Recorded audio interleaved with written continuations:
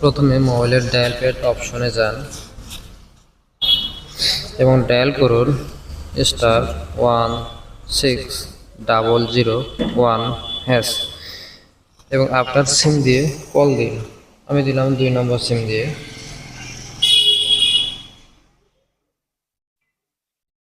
এখন এখানে চাচ্ছে আপনার এনআইডি কার্ডের লাস্ট 4 ডিজিট। আমি আমার লাস্ট 4 ডিজিট দিলাম 3499। এখন আপনার ইনবক্সে এসএমএস আসবে, এসএমএস এর অপেক্ষায় থাকুন।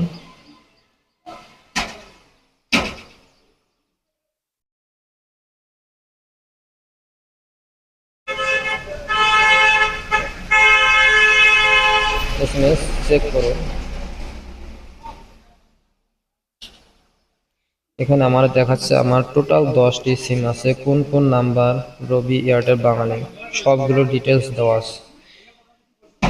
ভিডিওটি ভালো লাগলে লাইক, কমেন্ট, শেয়ার এবং ফলো দিয়ে পাশে থাকবেন।